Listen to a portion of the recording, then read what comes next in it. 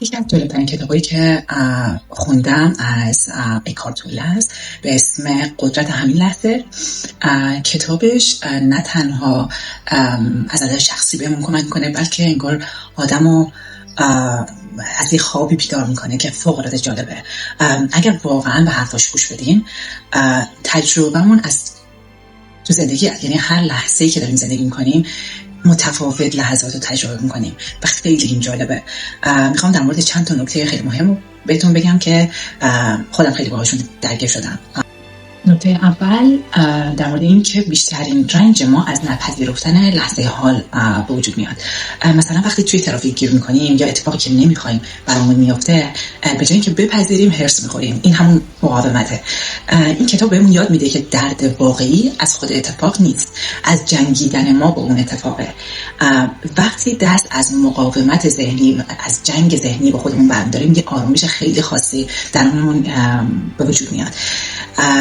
پذیرفتن یعنی قبول کردن چیزی که آلردی هست، یعنی نه که تسلیم بشیم، فقط اینکه با فکرهای منفی بدترش نکنیم.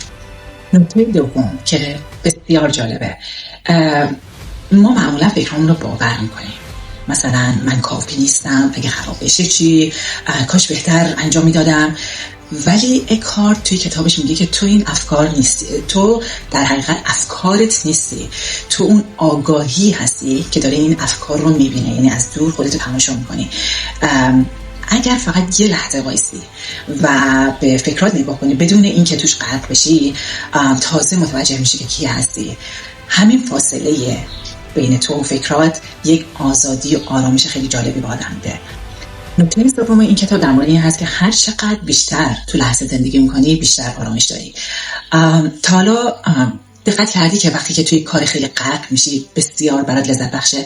مثلا وقتی داری خیلی عمیق بچه‌تو تماشا میکنی، یا اینکه توی طبیعت قدم میزنی، یا حتی وقتی که داری ظرف میشوری با حواس کامل، چقدر حس خوبی بهت میده.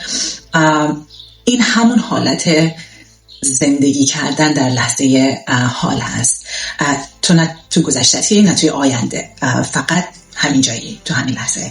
این کتاب یاد میده که آرامش چیزی نیست که پیداش کنیم، همینجاست، فقط باید برگردیم بهش.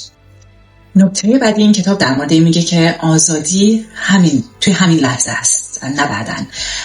هممون میگفتیم که وقتی فلان اتفاق بیفته خیلی خوشحال میشم، وقتی اینقدر پول به دست بیارم خیلی خوشحال میشم، وقتی به یک سری چیزا تو زندگیم برسم خیلی خوشحال میشم. ولی واقعیتش اینه که وقتی اون آینده هم برسه، یعنی شما خیلی پولدار بشین، خیلی به دست بیارین، بازم یه لحظه حال دیگه است بچه‌ها. اکارت توی این کتاب بهمون یاد میده که اگر نتونی آزاد باشی بعداً هم نمیتونی. یعنی اگر همین لحظه نتونی آزاد باشی بعداً هم نمیتونی. باید یاد بگیری که توی این لحظه زندگی کنی، حتی اگر یعنی همه چی کامل نباشه، پرفکت نباشه. آزادی یعنی همین آرامش، آزادی یعنی آرامش وسط شلوغی ها. در نهایت این کتاب به همون یاد میده که ما وقتی توی لحظه حال زندگی میکنیم، این معنیش نیست که به آینده فکر نمی کنیم. این یعنی که مثلا وقتی من میشینم پشت کامپیوترم، وقتی میشینم در مورد پلانهای آینده برنامه ریزی میکنم، پس تمام تمرکزم باید توی همون لحظه باشه. به این فکر نکنم که مثلا اون اتاق یا اون شهر دیگه یا برای خواهرم چه اتفاقی داره میافته. یعنی همون برنامه ریزی که همین الان داری برای آیندت میکنی رو تو تمام فکر و تمرکز تو توی همون لحظه هست. و همینطور برای چیزهای خیلی کوچیک دیگه ای که توی زندگیمون انجام میدیم به صورت روزمره. این کتاب رو دیدم، خیلی برام جالب بود. کلاً دیدم رو نسبت به هر لحظه زندگی، هر تجربه‌ای که دارم به دست میارم عوض کرد. این که اگر من با بچه‌م وقت می‌گذرونم، اگر یک لحظه میرم توی حیاط میشینم، اگر یک لحظه توی طبیعت میشینم، اگر با کسی صحبت میکنم، یعنی تو همون لحظه فقط میخوام، یعنی تمام تمرکزم میخوام تو همون لحظه باشه. و اینکه دارم سعی میکنم که اینو تکرار کنم. بچه‌ها این کتاب شاید وقتی بخونیدش یا بیشتر در موردش یاد بگیرین خیلی براتون جالب باشه. ما معمولا وقتی یه چیزی رو تو زندگی یاد میگیریم، یک نکته که خیلی ذهن ما رو باز میکنه نسبت به یک چیزی، تو همون لحظه فکر میکنیم که واو خیلی خیلی برام جالب بود، خیلی یاد گرفتم.